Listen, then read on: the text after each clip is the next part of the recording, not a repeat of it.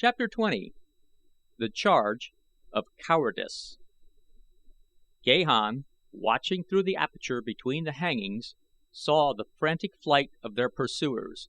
A grim smile rested upon his lips as he viewed the mad scramble for safety, and saw them throw away their swords and fight with one another to be first from the chamber of fear.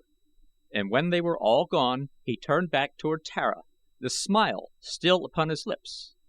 But the smile died the instant that he turned, for he saw that Tara had disappeared. "Tara!" he called in a loud voice, for he knew that there was no danger that the pursuers would return, but there was no response, unless it was a faint sound as of cackling laughter from afar.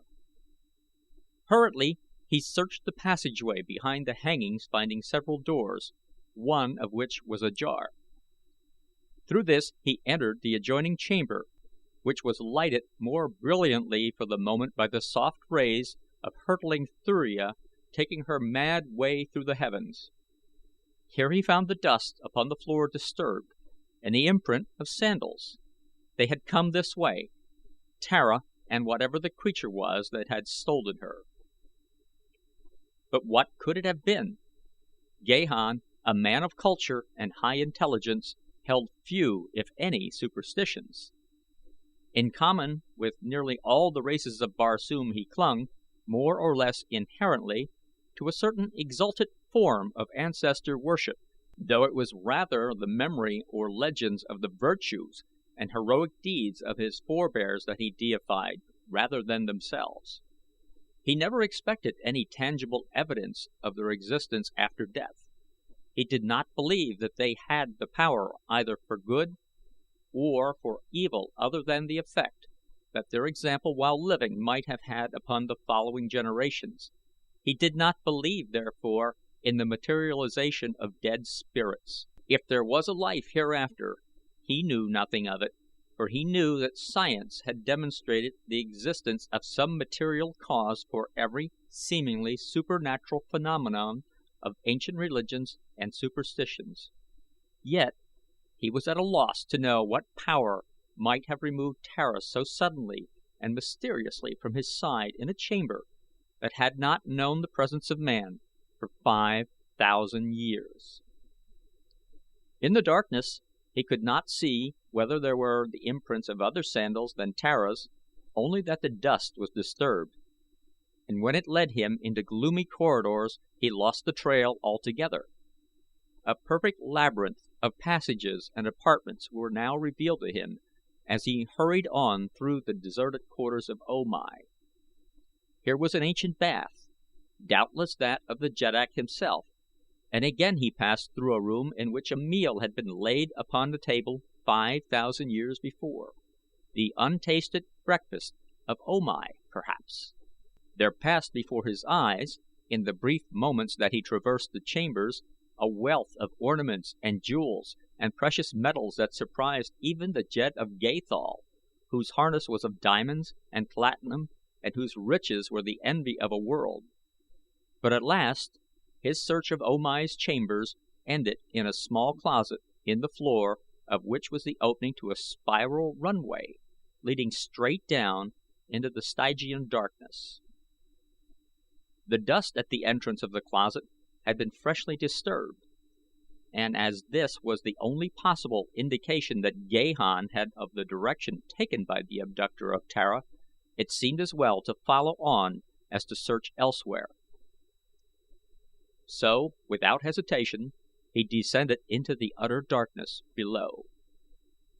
Feeling with a foot before taking a forward step, his descent was necessarily slow, but Gahan was a Barsoomian, and so knew the pitfalls that might await the unwary in such dark, forbidden portions of a jeddak's palace. He had descended for what he judged might be 3 full levels and was pausing, as he occasionally did, to listen when he distinctly heard a peculiar shuffling, scraping sound approaching him from below. Whatever the thing was, it was ascending the runway at a steady pace and would soon be near him. Gahan laid his hand upon the hilt of his sword and drew it slowly from its scabbard that he might make no noise that would apprise the creature of his presence. He wished that there might be even the slightest lessening of the darkness. If he could see but the outline of the thing that approached him he would feel that he had a fairer chance in the meeting, but he could see nothing, and then, because he could see nothing, the end of his scabbard struck the stone side of the runway, giving off a sound that the stillness and the narrow confines of the passage and the darkness seemed to magnify to a terrific clatter. Instantly the shuffling sound of approach ceased. For a moment Gahan stood in silent waiting, then casting aside discretion he moved on again down the spiral. The thing, whatever it might be, gave forth no sound now by which Gahan might locate it. At any moment it might be upon him, and so he kept his sword in readiness. Down, ever downward the steep spiral led. The darkness and the silence of the tomb surrounded him, yet somewhere ahead was something. He was not alone in that horrid place. Another presence that he could not hear or see hovered before him. Of that he was positive. Perhaps it was the thing that had stolen Tara. Perhaps Tara herself, still in the clutches of some nameless horror, was just ahead of him. He quickened his pace. It became almost a run at the thought of the danger that threatened the woman he loved, and then he collided with a wooden door that swung open to the impact. Before him was a lighted corridor. On either side were chambers. He had advanced but a short distance from the bottom of the spiral when he recognized that he was in the pits below the palace. A moment later he heard behind him the shuffling sound that had attracted his attention in the spiral runway. Wheeling about he saw the author of the sound emerging from a doorway he had just passed. It was Ghek, the kaldane. "Ghek!" exclaimed Gahan. "It was you in the runway? Have you seen Tara of Helium?" "It was I in the spiral," replied the kaldane, "but I have not seen Tara of Helium. I have been searching for her. Where is she?" "I do not know," replied the Gatholian, "but we must find her and take her from this place." "We may find her," said Ghek, "but I doubt our ability to take her away. It is not so easy to leave Manator as it is to enter it. I may come and go at will through the ancient burrows of the ulsios, but you are too large for that and your lungs need more air than may be found in some of the deeper runways." "But U Thor!" exclaimed Gahan. "Have you heard aught of him or his intentions?" "I have heard much," replied Ghek. "He camps at the Gate of Enemies. That spot he holds, and his warriors lie just beyond the gate. But he has not sufficient force to enter the city and take the palace. An hour since and you might have made your way to him, but now every avenue is strongly guarded since O Tar learned that A Kor has escaped to U Thor." "A Kor has escaped and joined U Thor!" exclaimed Gahan. "But little more than an hour since. I was with him when a warrior came, a man whose name is Tasor, who brought a message from you. It was decided that Tasor should accompany A Kor in an attempt to reach the camp of U Thor, the great Jed of Manatos, and exact from him the assurances you required. Then U Thor was to return and take food to you and the Princess of Helium. I accompanied them. We won through easily and found U Thor more than willing to respect your every wish, but when Tasor would have returned to you the way was blocked by the warriors of O Tar. Then it was that I volunteered to come to you and report and find food and drink, and then go forth among the Gatholian slaves of Manator and prepare them for their part in the plan that U Thor and Tasor conceived." "And what was this plan?" "U Thor had sent for reinforcements. To Manatos he has sent, and to all the outlying districts that are his. It will take a month to collect and bring them hither, and in the meantime the slaves within the city are to organize secretly, stealing and hiding arms against the day that the reinforcements arrive. When that day comes the forces of U Thor will enter the Gate of Enemies, and as the warriors of O Tar rush to repulse them the slaves from Gathol will fall upon them from the rear with the majority of their numbers, while the balance will assault the palace. They hope thus to divert so many from the gate that U Thor will have little difficulty in forcing an entrance to the city." "Perhaps they will succeed," commented Gahan, "but the warriors of O Tar are many, and those who fight in defense of their homes and their jeddak have always an advantage. Ah, Ghek, would that we had the great warships of Gathol or of Helium to pour their merciless fire into the streets of Manator while U Thor marched to the palace over the corpses of the slain." He paused, deep in thought, and then turned his gaze again upon the kaldane.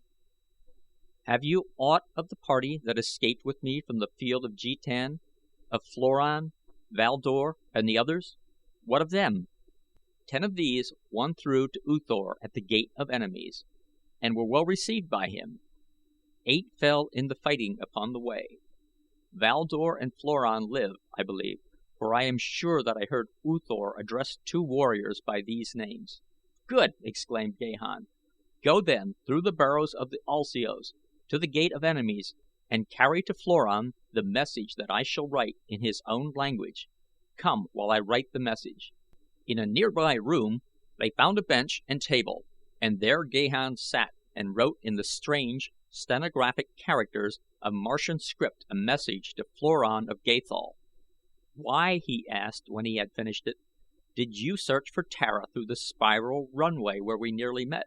Tasor told me where you were to be found, and as I have explored the greater part of the palace by means of the Ulsio runways and the darker, less frequented passages, I knew precisely where you were and how to reach you.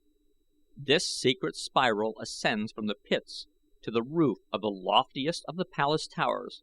It has secret openings at every level, but there is no living Manatorian, I believe, who knows of its existence. At least, never have I met one within it, and I have used it many times. Thrice have I been in the chamber where O Mai lives, though I knew nothing of his identity or the story of his death until Tasor told it to us in the camp of U Thor." "You know the palace thoroughly, then?" Gahan interrupted. "Better than O Tar himself or any of his servants." "Good. And you would serve the Princess Tara? Ghek, you may serve her best by accompanying Floran and following his instructions. I will write them here at the close of my message to him, for the walls have ears, Ghek, while none but a Gatholian may read what I have written to Floran. He will transmit it to you. Can I trust you?" "I may never return to Bantoom," replied Ghek. "Therefore I have but 2 friends in all Barsoom. What better may I do than serve them faithfully? You may trust me, Gatholian, who with a woman of your kind has taught me that there be finer and nobler things than perfect mentality, uninfluenced by the unreasoning tuitions of the heart. I go." As O Tar pointed to the little doorway, all eyes turned in the direction he indicated, and surprise was writ large upon the faces of the warriors when they recognized the 2 who had entered the banquet hall. There was I Gos, and he dragged behind him one who was gagged and whose hands were fastened behind with a ribbon of tough silk. It was the slave girl. I Gos' cackling laughter rose above the silence of the room. "Eh, eh!" he shrilled. "What the young warriors of O Tar cannot do, old I Gos does alone." "Only a Corphal may capture a Corphal," growled one of the chiefs who had fled from the chambers of O Mai. I Gos laughed. "Terror turns your heart to water," he replied, "and shame your tongue to libel. This be no Corphal, but only a woman of Helium, her companion a warrior who can match blades with the best of you and cut your putrid hearts. Not so in the days of I Gos' youth. Ah, then there were men in Manator. Well do I recall the day that I—" "Peace, doddering fool!" commanded O Tar. "Where is the man?" "Where I found the woman, in the death chamber of O Mai. Let your wise and brave chieftains go thither and fetch him. I am an old man and could bring but one." "You have done well, I Gos," O Tar hastened to assure him, for when he learned that Gahan might still be in the haunted chambers he wished to appease the wrath of I Gos, knowing well the vitriolic tongue and temper of the ancient one. "You think she is no Corphal, then, I Gos?" he asked, wishing to carry the subject from the man who was still at large. "No more than you," replied the ancient taxidermist. O Tar looked long and searchingly at Tara. All the beauty that was hers seemed suddenly to be carried to every fiber of his consciousness. She was still garbed in the rich harness of a black princess of Jetan, and as O Tar the Jeddak gazed upon her he realized that never before had his face rested upon a more perfect figure, a more beautiful face. "She is no Corphal," he murmured to himself. "She is no Corphal, and she is a princess of Helium, and by the golden hair of the holy Hakkador, she is beautiful." "Take the gag from her mouth and release her hands," he commanded aloud. "Make room for the Princess Tara of Helium at the side of O Tar of Manator. She shall dine as becomes a princess." Slaves did as O Tar bid, and Tara of Helium stood with flashing eyes behind the chair that was offered her. "Sit!" commanded O Tar. The girl sank into the chair. "I sit as a prisoner," she said, "not as a guest at the board of my enemy, O Tar of Manator." O Tar motioned his followers from the room. "I would speak alone with the Princess of Helium," he said. The company and the slaves withdrew, and once more the Jeddak of Manator turned toward the girl. "O Tar of Manator would be your friend," he said. Tara of Helium sat with arms folded upon her small, firm breasts, her eyes flashing from behind narrowed lids. Nor did she deign to answer his overture. O Tar leaned closer to her. He noted the hostility of her bearing, and he recalled his first encounter with her. She was a she-banth, but she was beautiful. She was by far the most desirable woman that O Tar had ever looked upon, and he was determined to possess her. He told her so. "I could take you as my slave," he said to her, "but it pleases me to make you my wife. You shall be Jeddara of Manator.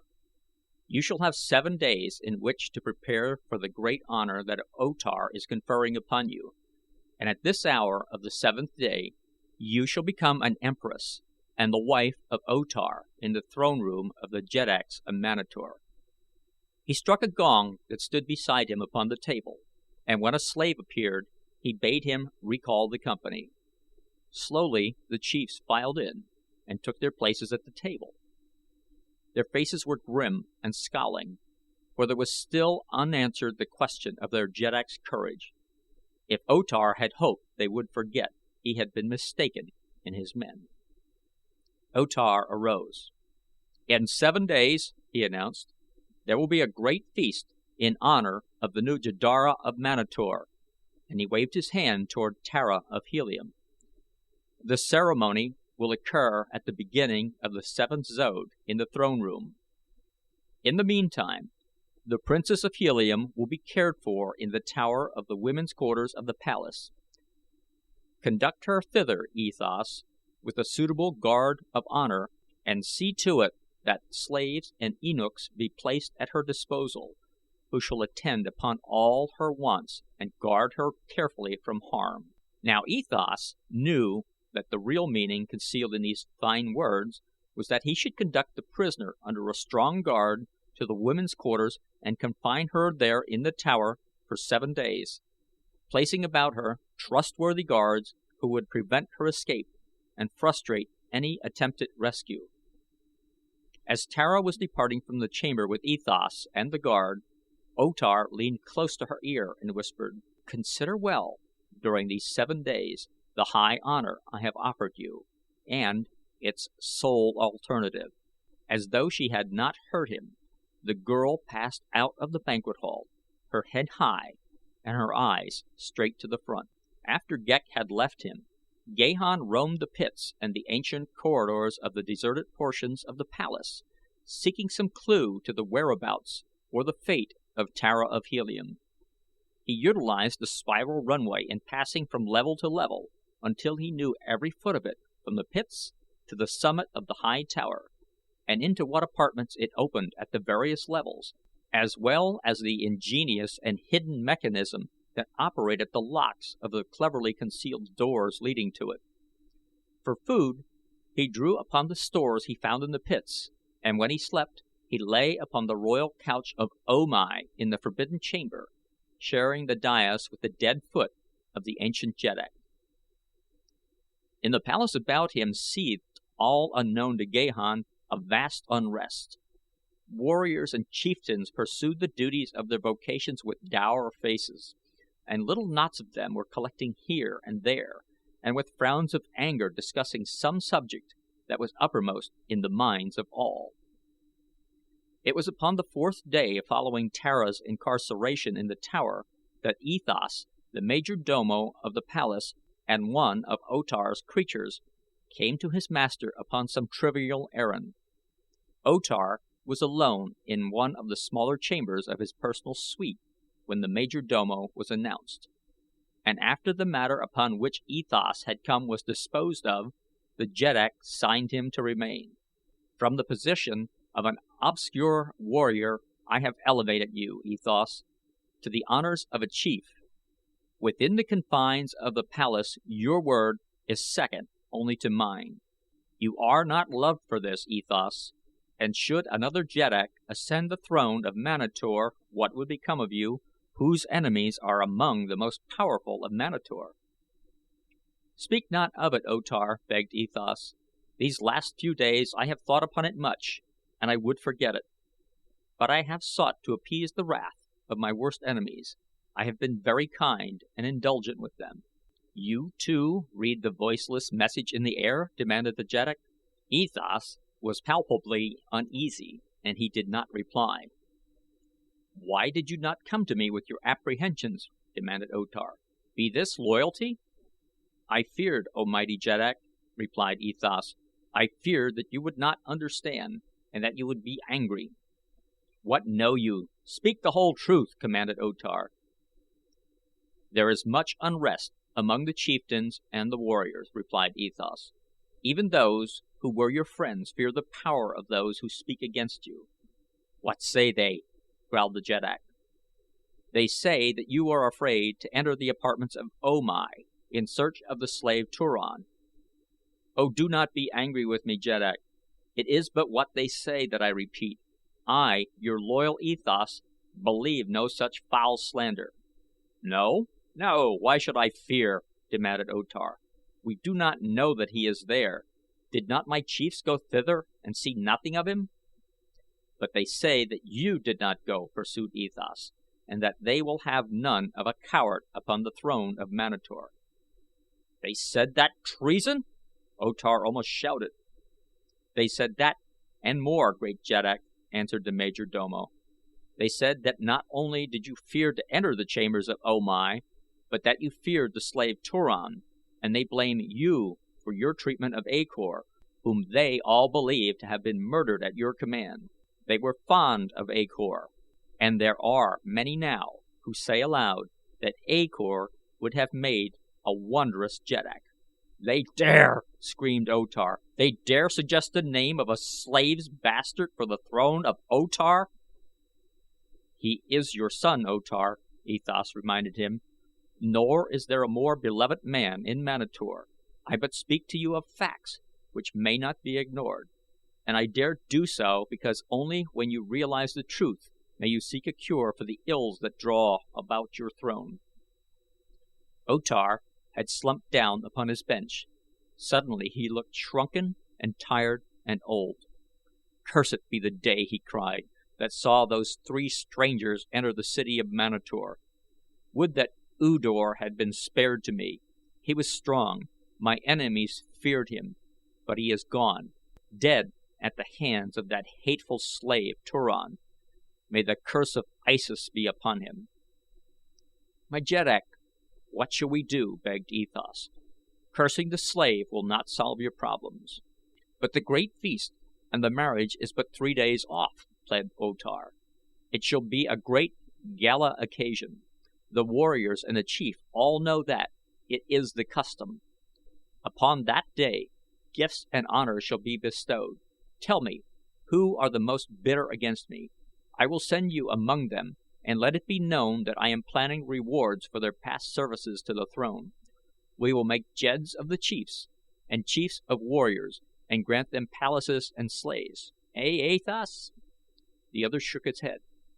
"It will not do, O Tar. They will have nothing of your gifts or honors. I have heard them say as much." "What do they want?" demanded O Tar. "They want a jeddak as brave as the bravest," replied E Thas, though his knees shook as he said it. "They think I am a coward?" cried the jeddak. "They say you are afraid to go to the apartments of O Mai the Cruel." For a long time O Tar sat, his head sunk upon his breast, staring blankly at the floor. "Tell them," he said at last in a hollow voice that sounded not at all like the voice of a great jeddak, "tell them that I will go to the chambers of O Mai and search for Turan the slave." This is the end of the Chessmen of Mars, Chapter 20.